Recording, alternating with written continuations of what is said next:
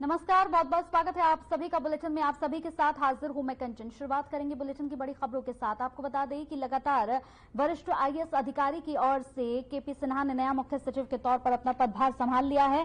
KP Sinha 1992 batch के IAS अधिकारी हैं। बता दें कि नए मुख्य सचिव केपी सिन्हा प्रिंसिपल सेक्रेटरी, कार्मिक जनरल एडमिनिस्ट्रेशन और विजिलेंस के प्रिंसिपल सेक्रेटरी का कार्यभार संभालेंगे और इसलिए उन्होंने सभी जिम्मेदारियों को संभालते हुए अपने पदभार को ग्रहण कर लिया है।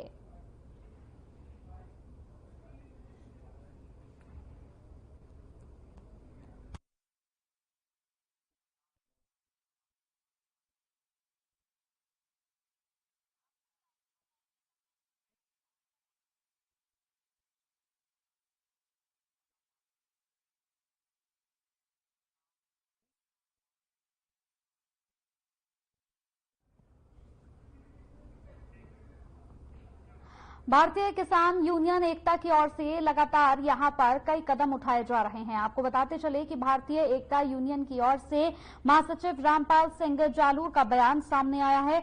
उन्होंने कहा कि बिजली कार्यालय लगातार गांव में चिप मीटर लगा रहा है, जिसका हमारे किसान संघ विरोध करते हैं और हम इन मीटरों को खोदकर बिजली कार्यालयों में जमा कर रहे हैं। उन्होंने साथ ही कहा कि सरकार कॉरपोरेट घरानों का पक्ष ले रही है, जिसके चलते ये मीटर लगाए जा रहे हैं।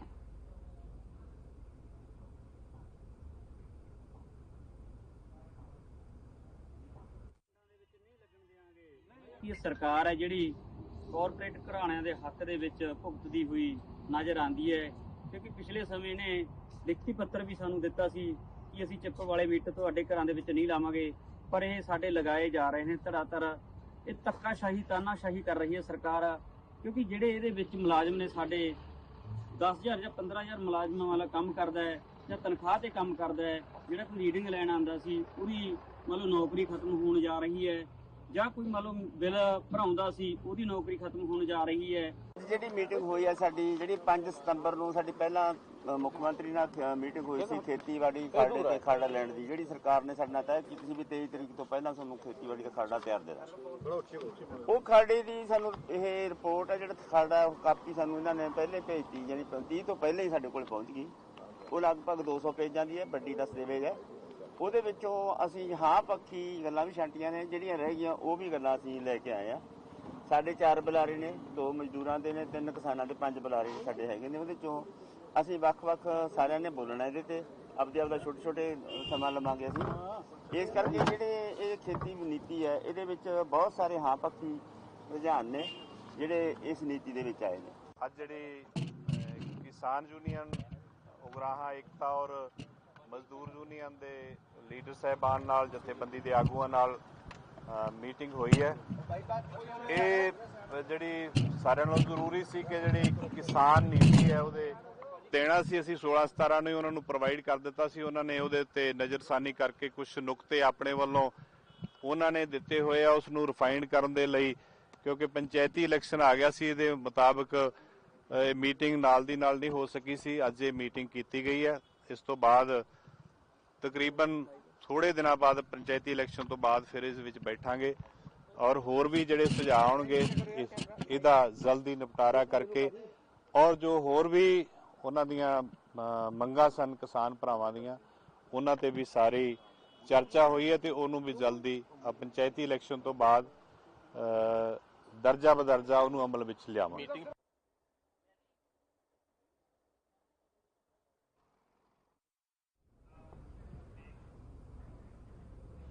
वहीं लुधियाना में रिश्तेदारों से मिलने आए 4 साल के बच्चे को तेज रफ्तार प्राइवेट बस ने बुरी तरह से यहां पर टक्कर मार दिया। आपको बताते चले पूरा मामला लुधियाना का है। लुधियाना में अपने रिश्तेदारों से मिलने के लिए पहुंचे थे ये 4 साल के बच्चे को तेज रफ्तार प्राइवेट बस ने बुरी तरह से कुचल दिया। बच्चे का सिर फट गया और उसकी मौके पर ही मौत हो गई। उसे गंभीर चोट आई। पुलिस ने भाग रहे बस चालक को पकड़ लिया। मृतक बच्चे का नाम ऋषभ बताया जा रहा है, जो परिवार का इकलौता बच्चा था। मामले की जानकारी देते हुए ऋषभ की मां निशा ने बताया कि वो यहां पर बलोकड़ी रोड स्थित बच्चन मार्केट में रिश्तेदारों से मिलने के लिए गई थी। ऋषभ गली में स्कूटी के पास दूसरे बच्चों के साथ खेल रहा था। बस की टक्कर लगने से वो स्कूटी से नीचे गिर गया और पास से गुजर रहे एक ट्रक ने उसे टक्कर मार दी।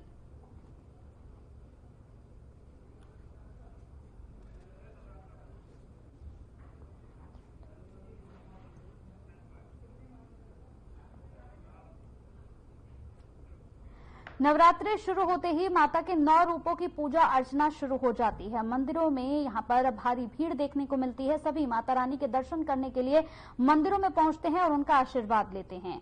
नवरात्रि शुरू होते ही 9 रूपों की पूजा अर्चना हुई है। वहीं आपको बता दें कि 10वें दिन दशहरा रावण दहन किया जाएगा। नवरात्रि शुरू होने से पहले ही रामलीला कमेटी की ओर से दशहरे की तैयारी शुरू कर दी गई। आपको बताते चले कि इसमें रावण, मेघनाथ, कुंभकर्ण के पुतलों को बनाने वाले कारीगरों को दूसरे प्रति से यहां मंगवाते हैं। और आपको बता दें कि नया नंगल में अलग अलग जगह से यहां कारीगर पिछले 20 सालों से आ रहे हैं। नंगल में मुजफ्फरनगर से कारीगर आते हैं और नया नंगल में आगरा से कारीगर आते हैं। 1 महीना पहले ही कारीगर अपनी टीम को लेकर नंगल पहुंच जाते हैं और इन पुतलों को बनाने में जुट जाते हैं। नंगल के साथ लगते गांव के लिए ये पुतले एक ही जगह पर बना लेते हैं और जब ये पुतले तैयार हो जाते हैं तो इनको अलग अलग जगहों पर गाड़ियों के द्वारा पहुंचा दिया जाता है।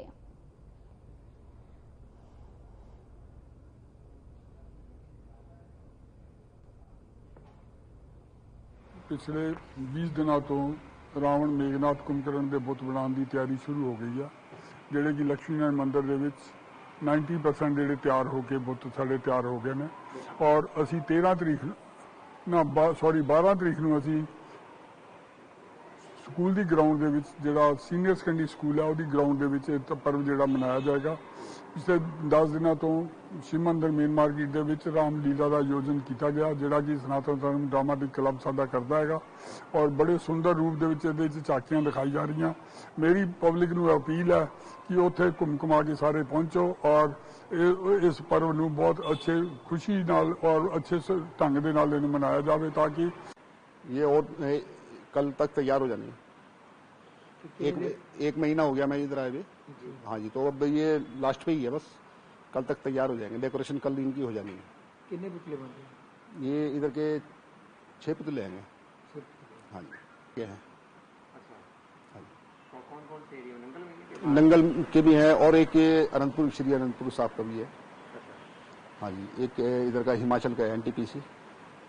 हाँ जी, तो दिन से आ रहे हैं? 2005 से मैं इधर आ रहा हूँ। अच्छा, उससे पहले भी आप ही के परिवार करते थे कि? नहीं, वो दूसरे लोग आते थे, लेकिन मैं 2005 से इधर सनातन धर्म सभा की सेवा में हूँ। ठीक है। ये 40 फुट, 35 फुट, 30 फुट। अच्छा जी। हाँ जी, रावण की 40 फुट लेंथ होगी, जो मेघनाथ है उसकी 35 फुट, कुंभकर्ण की 30 फुट।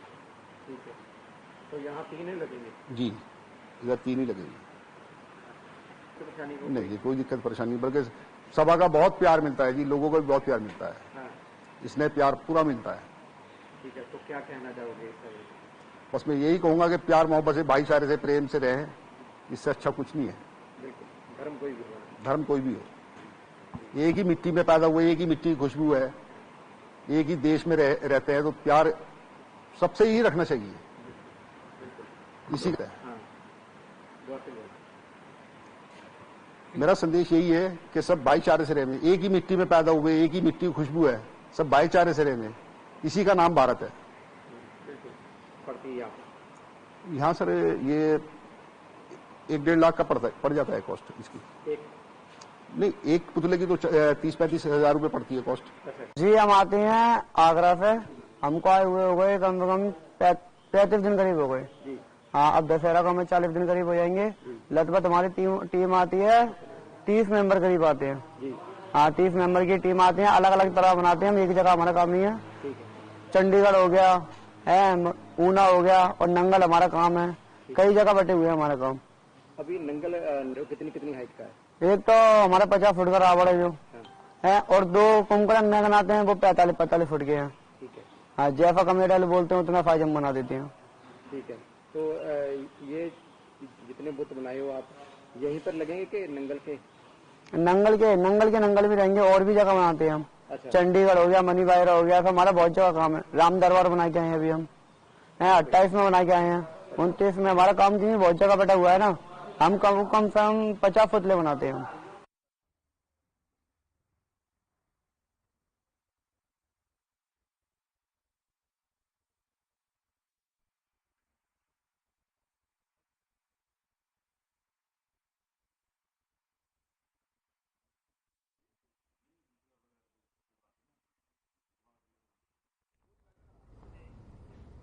चलिए अब बात कर लेते हैं जालंधर की। जालंधर में एसकेएल पब्लिक स्कूल का पूरा मामला आपको बताते चले कि लगातार इस स्कूल की कई खबरें अभी तक सामने आ चुकी हैं। ऐसे में हर किसी की नजर इसी पर बनी हुई है। आपको बताते चले कि बच्चों को यहां पर लगातार कई तरह की चीजें अभी तक निकलकर सामने आई। जालंधर अमृतसर रोड पर स्थित सीजीएम पब्लिक स्कूल में स्कूली बच्चों के नाम एक लिखित आदेश जारी किया गया, जिसमें बच्चों को बिना कॉलर पहने स्कूल के अंदर न आने को कहा गया है। जब इस आदेश की जानकारी से कोऑर्डिनेशन कमेटी को हुई तो उसके सदस्य तुरंत सीजीएम पब्लिक स्कूल पहुंच गए। सभी सदस्यों ने स्कूल जाकर बच्चों से बात की तो बच्चों ने बताया कि उन पर 500 रुपए तक का जुर्माना लगाया जाता है। बच्चों ने सदस्यों को बताया कि प्रबंधन ने एक बड़ा बोर्ड बनाया है जिसमें बच्चों के कंगन लटकाए गए हैं। बोर्ड को समिति सदस्यों ने स्वयं देखा। सिख तालमेल कमेटी की ओर से डिवीजन नंबर की एक पुलिस को भी यहां पर सूचना दी गई। वहीं सुरजीत सिंह एएसआई के नेतृत्व में पुलिस पार्टी मौके पर पहुंची। वहीं स्कूल प्रबंधन के ललित मित्तल भी मौके पर पहुंचे। कमेटी सदस्यों ने पूरा मामला उनके संज्ञान में दिया।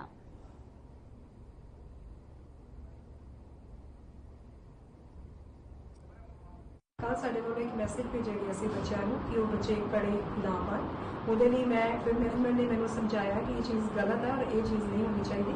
ਇਸ ਲਈ ਫਿਰ ਅਸੀਂ ਕੱਲ ਇੱਕ ਅਪੋਲੋਜੀ ਦਾ ਮੈਸੇਜ ਵੀ ਪੇਰੈਂਟਸ ਨੂੰ ਭੇਜਿਆ ਸੀ ਔਰ ਮੈਂ ਇਸ ਚੀਜ਼ ਕਰਕੇ ਸਾਰਿਆਂ ਤੋਂ ਹੱਥ ਜੋੜ ਕੇ ਮਾਫੀ ਮੰਗਦੀ ਹਾਂ। ਆਪਣੇ ਵੱਲੋਂ ਵੀ ਮਾਫੀ ਮੰਗਦੀ ਹਾਂ ਕਿ ਅੱਗੇ ਤੋਂ ਇਹ ਚੀਜ਼ ਨਹੀਂ ਹੋਏਗੀ। ਐਂਡ ਆਈ ਜਸਟ ਇਨਸ਼ੋਰ ਕਿ ਅੱਗੇ ਤੋਂ ਇਨ ਫਿਊਚਰ ਕਦੀ ਵੀ ਮੇਰੇ ਵੱਲੋਂ ਕੋਈ ਇਦਾਂ ਦੀ ਚੀਜ਼ ਨਹੀਂ ਹੋਏਗੀ ਔਰ ਮੈਂ ਸਾਰੇ ਸਿੱਖ ਕਮਿਊਨਿਟੀ ਤੋਂ ਹੱਥ ਜੋੜ ਕੇ ਮਾਫੀ ਮੰਗਦੀ ਹਾਂ ਕਿ ਇਹ ਚੀਜ਼ ਇਨ ਫਿਊਚਰ ਨਹੀਂ ਹੋਏਗੀ।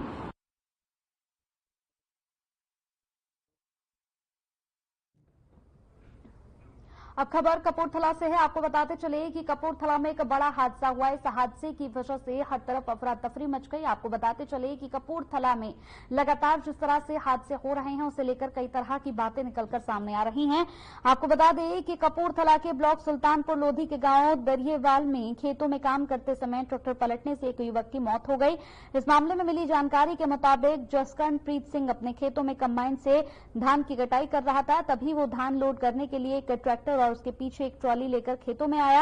इसी दौरान ट्रैक्टर अचानक से पलट गया और जसकरणप्रीत सिंह उसके नीचे आ गए। 20 मिनट की मशक्कत के बाद आसपास के किसानों ने ट्रैक्टर के नीचे से उसे बाहर निकाला। तुरंत सुल्तानपुर लोधी के एक निजी अस्पताल में भर्ती कराया गया, जहां डॉक्टर ने उसे मृत घोषित कर दिया।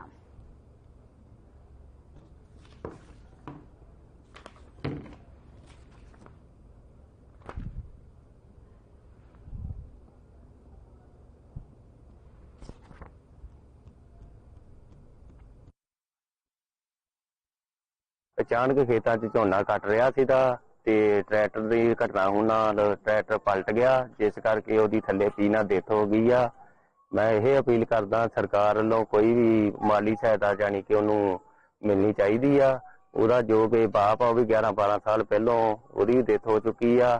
ਪਰਿਵਾਰ ਨੂੰ ਹੁਣ ਇਸ ਟਾਈਮ ਕੋਈ ਨਹੀਂ ਸੋਚਦਾ।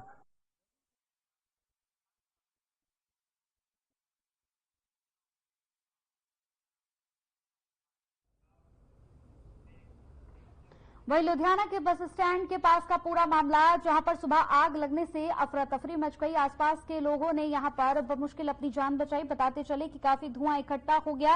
दम घुटने से कमरे में सो रहे प्रेमी जोड़े की मौत भी हो गई। सुबह जब मैनेजर ने गेस्ट हाउस से धुआं निकलता देखा तो उसने शोर मचाया। आसपास के लोगों की मदद से फायर ब्रिगेड को सूचना दी गई।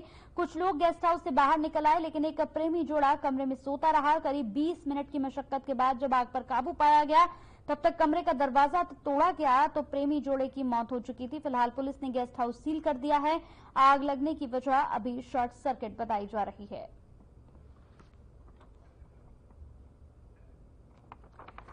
तो लुधियाना के बस स्टैंड के पास गेस्ट हाउस का ये पूरा मामला। सुबह आग लगने से अफरा तफरी मच गई। आग लगने से गेस्ट हाउस में काफी धुआं इकट्ठा हो गया। वहीं दम घुटने से कमरे में सो रहे प्रेमी जोड़े की मौत हो गई। सुबह जब मैनेजर ने गेस्ट हाउस में धुआं निकलता हुआ देखा तो उसने शोर मचाया। आसपास के लोग वहां पर इकट्ठा हुए और आसपास के लोगों की मदद से फायर ब्रिगेड को तुरंत इसकी सूचना दी गई। कुछ लोग तो गेस्ट हाउस से बाहर निकल गए, लेकिन एक प्रेमी जोड़ा अंदर सोता ही रह गया। जब 20 मिनट तक आग पर काबू पाया गया, 20 मिनट तक आग लगी रही, उसे लगातार काबू पाने का प्रयास किया जाता रहा। जब आग पर काबू पाया गया तो दरवाजा तोड़कर लोग अंदर पहुंचे। प्रेमी जोड़ा तब तक खत्म हो चुका था, दोनों की मौत हो चुकी थी। आपको बता दें कि इस पूरे मामले को पुलिस बड़े ही सख्ताई के साथ देख रही है।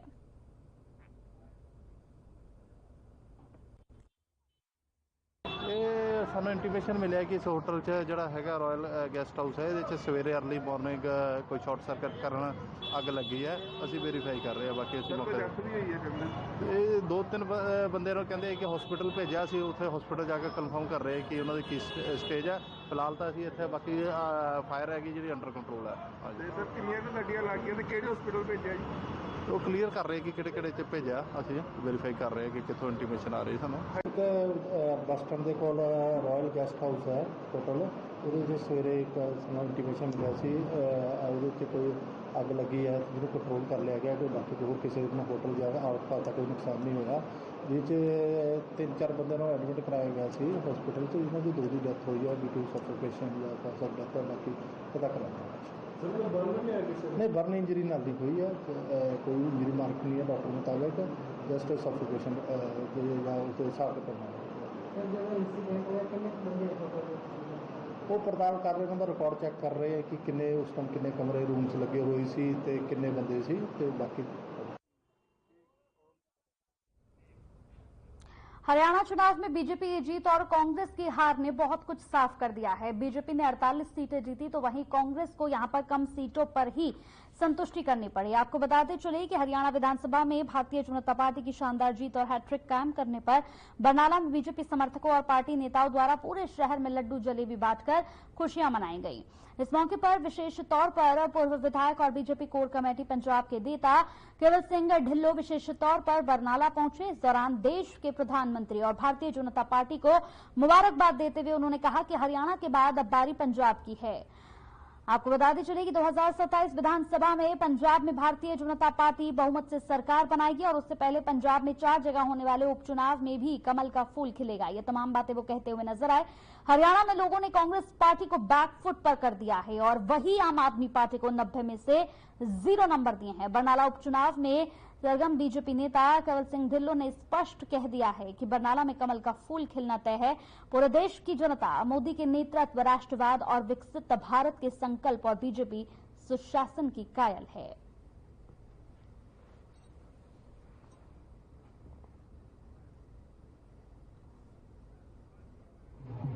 देखो जी, जी हरियाणा की जित हुई है ये बहुत इतिहासिक जित है।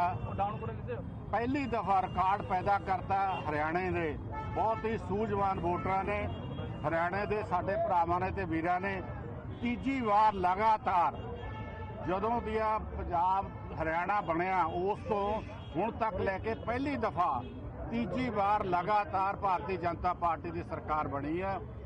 इस जिहड़ा सारा सेहरा साडे लोकप्रिय प्रधानमंत्री श्री नरेंद्र मोदी जी, अमित शाह जी, नड्डा जी, राजनाथ जी, सीनियर लीडरशिप दिल्ली दे विच जिहड़ा हिंदुस्तान दे विच तरक्की हुई आ।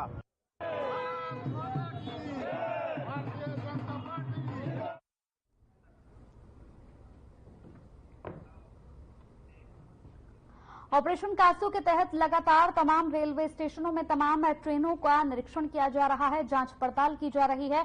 आपको बताते चले कि सैन्य परिषद का दौरा यहां पर करते हुए नजर आएंगे। आपको बताते चले मंत्री मोहिंदर भगत ने यहां पर जरूरी बैठक भी की है और इस जरूरी बैठक में यहां जरूरी दिशा निर्देश भी वो देते हुए नजर आए।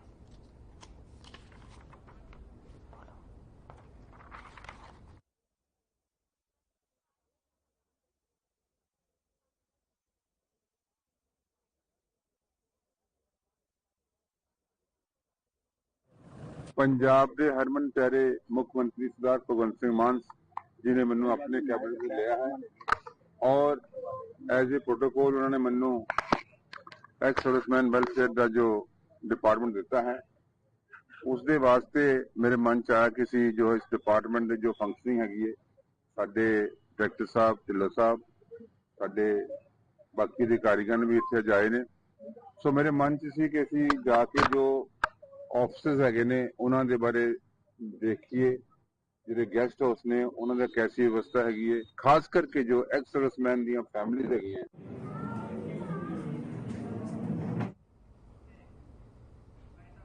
चलिए इसी के साथ इस बुलेटिन में मेरे साथ इतना ही। ताजा तरीन खबरों के लिए लगातार आप बनी रहिए। नमस्कार।